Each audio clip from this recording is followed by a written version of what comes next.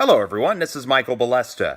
The Cavaliers came off of a blowout loss in Game 1 with a strong start last Tuesday led by LeBron James. He finished with 42 points, 10 rebounds, and 12 assists, while Kevin Love had 22 points and 15 rebounds. Kyle Korver had 11, but it was not nearly enough for Cleveland as they fell 107-94 in Boston in Game 2.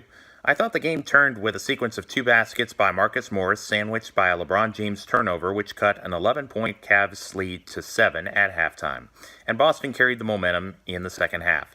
The Cavaliers did not help themselves with 15 turnovers, while the Celtics had just 5, according to the statistics on the NBA app. Boston had plenty of balanced scoring as 6 players reached double figures in that category as Jaylen Brown led the way with 23. The series shifted to Ohio, and Cleveland took control in Game 3 early Saturday. George Hill gave a spark in the early minutes. He finished with 13 points. The defense was scrappy, forcing Boston into tough shots all night, and the Cavs were winning 50-50 balls. Larry Nance Jr. had an important tip that led to a Kyle Korver 3, which was a sign that they would be tougher at home than in the first 2 games. This time, it was the Cavaliers' turn to get 6 players with at least 10 points. James had 27 points and 12 assists. Love grabbed 14 boards and scored 13. Both Korver and Larry Nance Jr. were perfect from the field to combine for 22 points. No Celtic player was able to crack the 20-point mark individually. Cleveland led the game wire to wire. In Game 4 Monday, Cleveland tied the series at 2 by the final score of 111-102. The Cavaliers had another fast start in the opening quarter. James finished with 44 points, going 17 for 28 from the field. Korver was very good defensively as he recorded 3 blocks in the win. If Cleveland wants to go back home with a 3-2 series lead, they must take better care of the ball Wednesday. They had 18 turnovers Monday, which was one of the reasons why the Cavs had their lead cut from 19 points to 7. If Cleveland wants to be the team to put the first blemish on Boston's home playoff record in 2018, the Cleveland turnover number needs to be in the single digits for the game. James individually minus Game 1 has been outstanding numbers-wise, but in 3 of the 4 games, he has had at least 6 turnovers. The margin of error is thinner for a road team at this stage of the postseason, so it needs to be cleaned up. 2 questions remain. Can the Cavs bring the defensive energy and rebounding that willed their way to 2 home wins into Boston? If so, can they get enough production outside of LeBron James and Kevin Love, which failed to materialize in Game 2? If the answers are yes to both, I believe Cleveland will be able to get the road win and close the show 2 nights later. Just a reminder that after Game 5 in Boston Wednesday will be Game 6 in Cleveland Friday. A winner-take-all Game 7 would be Sunday. The remaining games in the Eastern Conference Finals are all scheduled to tip off at 8:30 p.m. Eastern Time. Over in the Western Conference Finals, the Warriors lead the Rockets 2-1. Game 4 is tonight in Oakland. The rest of the games in that series start at 9. Game 5 in Houston will be played Thursday if the series requires the distance. Game 6 is Saturday back in California, and Game 7 Monday in Texas.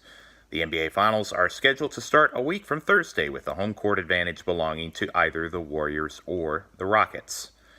On Tuesday, the Indians were unable to hold on to an 8-3 lead in the 6th inning and lost 9-8 against the Detroit Tigers. Looking at the MLB at-bat recaps, Brandon Guyer hit a grand slam in the first inning to open the scoring. After Jacoby Jones and Eric Gonzalez exchanged home runs, the Tigers got 2 runs in the home half of the 5th with a single from the bat of John Hicks and Jose Iglesias' ground out to get Hicks home. It looked good for the Tribe with an answer of 3 runs in the 6th frame. Rajai Davis hit a double, which sent Yonder Alonso and Greg Allen to the plate safely. Jose Ramirez had a double of his own to get Davis to the dish. The Tigers responded with a Nicholas Castellanos solo home run in the same frame. In the 7th, Detroit erupted with 5 runs at the expense of Dan Otero and Andrew Miller. James McCann doubled to score Hicks. Then Dixon Machado got on base via a fielder's choice as McCann plated another run. Jones drove home Machado with a double. B. Cosma added a hit to get Jones home. The comeback was complete as Miller walked Hicks. In the 9th, Davis was stranded at third as Michael Brantley grounded out to end the game. Lewis Coleman got his initial win of the season while Shane Green recorded his 9th save. Miller dropped to 1-2. Wednesday, the Indians won 6-0 to avoid getting swept in the three-game series. Trevor Bauer went 8 innings and finished with 10 strikeouts to get his third win. Ryan Carpenter dropped to 0-1 for Detroit. Cleveland jumped out of the gates with 2 runs in the first inning. Jose Ramirez reached base on a Ryan Carpenter throwing error, which allowed Davis to score. A sacrifice fly by Francisco Lindor got Brantley in. The fourth inning was where the Indians got some separation. Eric Gonzalez, Jason Kipnis, and Roberto Perez each got hits to help make the score 5-0. Finally, Brantley blasted a ball out of the ballpark to right center field in the fifth inning to finish the scoring. He finished with 3 hits. After a travel day, the Indians got to test themselves against last season's champions, the Houston Astros. On Friday, the Astros won 4-1. Mike Clevenger went more than 6 innings and recorded 6 strikeouts but yielded 3 runs and 8 hits, which was enough for Houston. Charlie Morton, his counterpart, improved to 6-0 with 8 strikeouts, allowing just 4 hits. George Springer gave the Astros the lead courtesy of the long ball. Edwin Encarnacion canceled out Springer's hit in the 7th with a home run of his own. Cleveland could not reward Encarnacion's hit with a shutdown inning. Instead, Tony Kemp scored on a ground rule double. Springer hit into a fielder's choice, which allowed Derek Fisher to make it 3-1. The host would add 1 more run in the 8th inning, courtesy of the sacrifice fly by Evan Gattis to get Carlos Correa home. Saturday was a better day for the Indians as they took the middle game of the series by a final score of 5-4. Corey Kluber got his 7th win of 2018. He got 10 strikeouts. Cody Allen picked up his 6th save. Jose Ramirez had 2 hits. Dallas Keuchel fell to 3-6 as he gave up 4 runs. Like Wednesday, Cleveland gave their starting pitcher a chance to go to the mound carrying a lead in the first inning. Michael Brantley homered, then Edwin Encarnacion and Jason Kipnis each scored an RBI double for a 3-0 lead. In the 5th, Jose Ramirez singled to score Rajai Davis. After Keuchel's course was run, Yan Gomes homered off of former Cleveland pitcher Joe Smith. They needed all of those runs because Houston is a great hitting team. Carlos Correa hit a 2-run home run in the 6th to make it 5-2. Alex Bregman hit one off of Neil Ramirez in the 8th before Marwin Gonzalez got one at Cody Allen's expense. Fortunately, Cleveland got the final 2 outs as Josh Reddick flew out.